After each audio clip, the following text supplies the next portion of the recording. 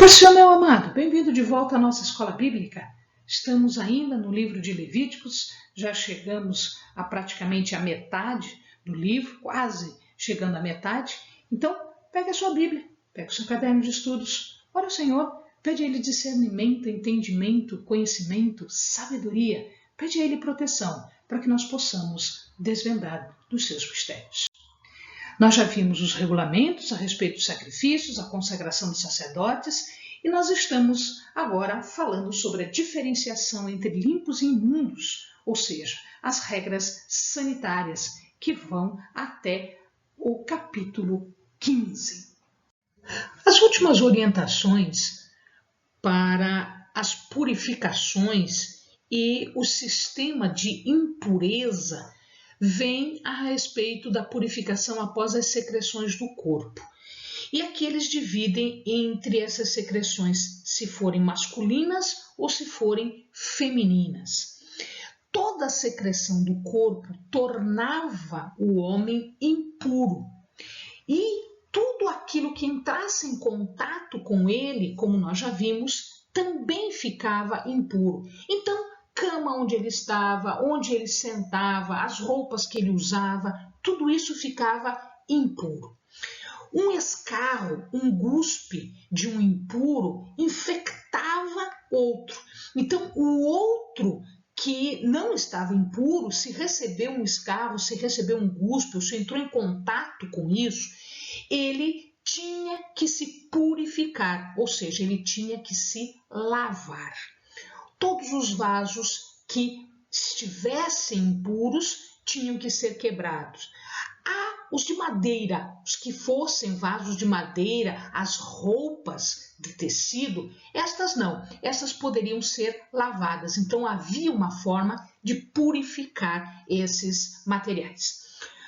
O temporário, aquela secreção temporária e que é natural, como por exemplo o sêmen, quando acontecia, o homem tinha que lavar as suas roupas e o corpo. Então este era o ritual. A purificação em relação à doença, aquilo que era temporário, ou que era um pouco mais longo, mas que significava uma doença e não era natural como o sêmen, mas uma outra secreção, tinha que se dar pela oferta de rolinhas ou de pombinhas. Se fosse uma mulher, a menstruação nós já vimos, a menstruação tornava a mulher impura durante 7 dias. Tudo que tocasse, todas as pessoas que tocassem se tornariam também impuras. Então, todas as coisas tinham que ser purificadas e nós já vimos, se fosse de barro, tinha que quebrar, se fosse de outro material, podia lavar. As pessoas se tornavam impuras e também tinham que fazer o ritual de purificação. Outros corrimentos, outras doenças, tornariam a mulher impura até o momento de cessar. E aí sim, quando cessassem, elas poderiam fazer o ritual de limpeza. Como fazer o ritual de limpeza? Fazia um banho de purificação. O lavar-se tornava a mulher agora cerimonialmente limpa. Fechando então esses rituais, esses cuidados que deviam ter para evitar pegar algum tipo de doença, eles passam ao dia da expiação. Amados, vocês viram a importância de todos esses rituais? Os amados perceberam essa importância. Nós passamos há pouquíssimo tempo por uma pandemia e nós vimos a importância de algumas regras de saúde, algumas regras sanitárias, regras de higiene para evitar pegar uma doença. Hoje nós temos muito mais recursos do que eles tinham, portanto era muito mais rígido este tipo de controle. Por isso que eles tinham isso como uma regra que não podia ser quebrada, porque a vida deles dependia disso. A vida não só física, como a vida espiritual, que depois, se eles fossem cortados, por óbvio, também refletia numa vida física. Bom, quando ocorriam os problemas, tinha que ser sacrificado, tinha que ser derramado sangue para restaurar a comunhão. Mas existia um dia especial que era chamado Dia da Expiação. Tudo que ficou para trás, tudo que aconteceu, precisava ser limpo, purificado. Este dia da expiação era um dia especial onde toda a comunidade, todos do povo, do sacerdote até o recém-nascido, precisavam passar por um ritual de reconexão, de conexão com Deus. Este dia da expiação acontecia 6 meses depois da Páscoa. O povo se afligia até que o sacerdote fizesse o ritual de expiação. Durante todo esse tempo, eles precisavam confessar e expiar os seus pecados para que eles continuassem tendo a presença de Deus com eles, a graça de Deus com eles, a misericórdia de Deus, ou as bênçãos de Deus.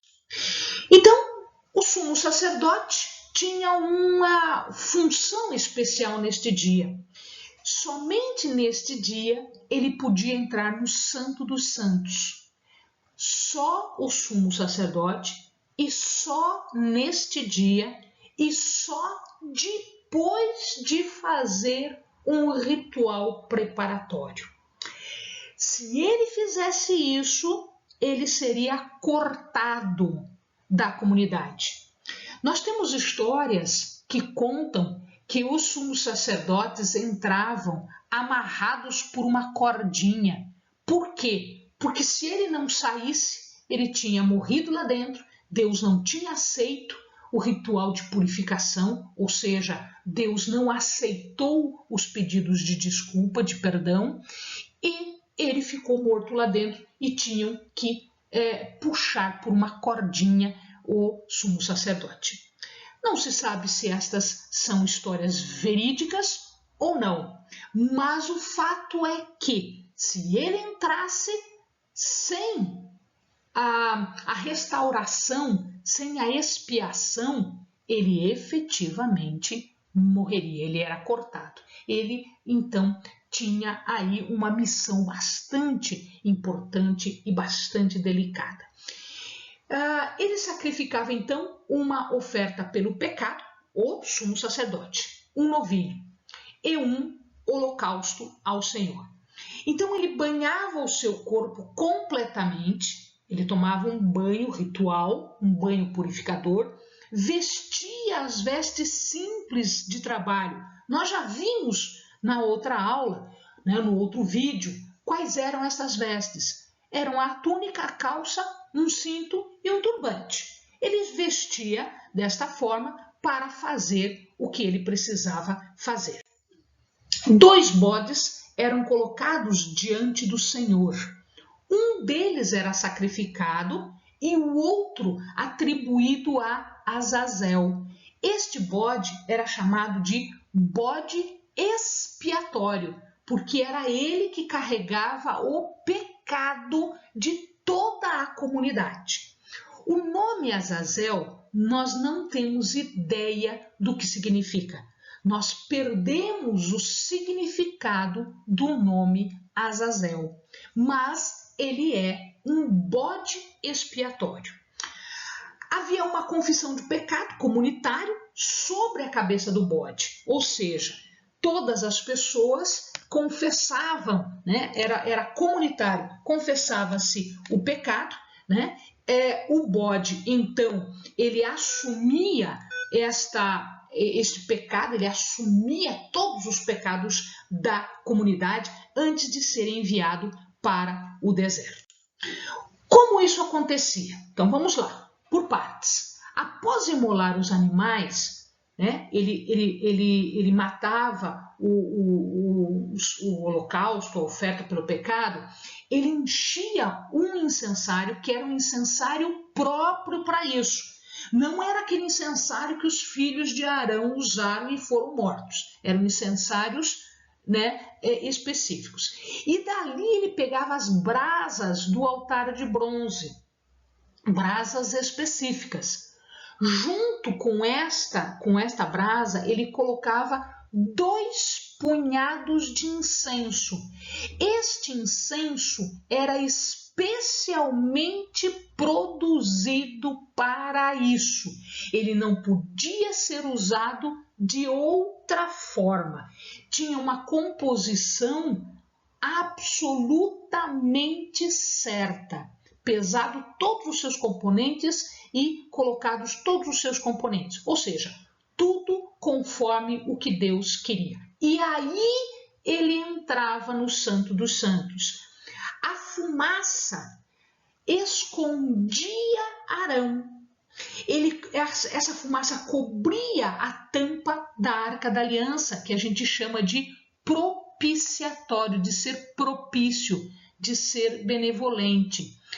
Este lugar era o lugar de habitação de Deus, era o lugar da presença de Deus. Deus se assentava entre os querubins e este era o escabelo de seus pés, era onde ele punha os seus pés. A fumaça escondia porque ninguém vê a Deus e fica vivo. E aí, escondido pela fumaça, ele espargia o sangue que ele trouxe da oferta do animal que foi imolado pela culpa, pelo pecado. E ele colocava isso na direção do propiciatório. Depois, ele entrava novamente para espargir o sangue do bode, que foi um deles, né? Um deles foi imolado, um deles, né, retirava-se o sangue e se aspergia o sangue como oferta pelo pecado do povo. Neste sentido, ele purificava todo o tabernáculo. E aí ele podia untar os chifres do altar, espargia o restante do sangue ali para a purificação, como ele fazia nas outras ofertas. Uma vez que isto era feito, aquele outro bode que recebeu as transgressões de toda a comunidade pela imposição de mãos, ele era enviado ao deserto e, portanto, o pecado era afastado da comunidade. Então, havia sido feito o derramamento de sangue, havia sido feito, né, a liberação do pecado para o deserto, ou seja, o povo estava então agora purificado, salvo. Depois de despachado, Arão trocava de roupa. Ele tirava aquelas roupas simples, ele tomava banho e aí ele vestia as vestes sacerdotais e começava agora a oferecer holocaustos por ele e pelo povo, porque o povo estava afligido, o povo estava esperando para fazer as suas ofertas pessoais, né? Aquele que levou o bode até o deserto, ele vai ficar impuro até o final do dia. No final do dia, ele toma banho, no dia seguinte, ele está puro. Quem levou os cadáveres do novilho e do bode que foram sacrificados para fora do arraial, também ficaria impuro até o fim do dia. Tomava banho e ficava puro novamente para os cerimoniais. A cerimônia era realizada no 10º dia do 7º mês. Quando a Bíblia fala em autoaflição, os autores, comentaristas, os estudiosos, dizem que pode ter sido jejum, mas também pode ter sido pano de saco. Ora, nada impede que seja tanto jejum quanto pano de saco, o uso de pano de saco. Porque tanto o jejum quanto o uso de pano de saco eram formas de autoaflição, eram formas de auto-humilhação. Então era possível se utilizar dos dois para se manifestar uma humilhação, uma autoaflição diante de Deus. Uma coisa super importante é que nenhum desvio, nenhuma lacuna, nada podia ser esquecido, nada podia ser feito de forma diferente. Por quê? Porque se isso acontecesse, poderia haver, o resultado disso poderia ser a morte do transgressor. Por desobediência, por abuso, por desrespeito à santidade de Deus. Nós temos que lembrar o seguinte, que quando nós vamos pedir perdão, nós temos que fazer de acordo com o desejo do perdoador. Não é o pecador que diz como ele vai pedir perdão. É o perdoador que diz como o pecador tem que fazer para ser perdoado. Portanto, todos os detalhes tinham que ser observados, caso contrário, o perdão não era dado. Uma outra coisa muito importante, meu querido, este sistema, ele pré-anunciava um sistema definitivo que era trazido pelo Messias, que seria trazido pelo Messias. Esse sistema não era definitivo. Toda vez que alguém pecasse, ele tinha que derramar sangue.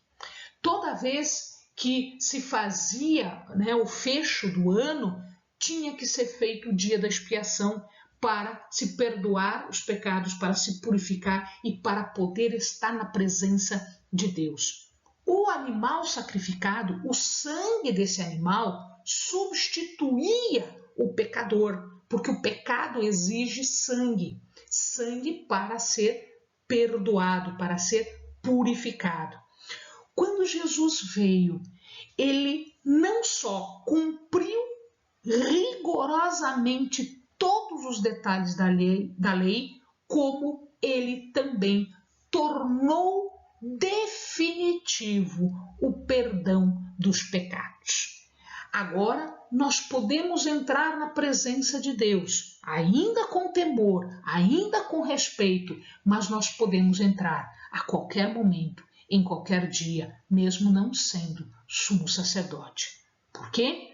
Porque quando Jesus morreu, o véu que separava o santo dos santos se rompeu de alto a baixo, fazendo com que nós tivéssemos acesso a Deus. Amém, amados? Bons estudos.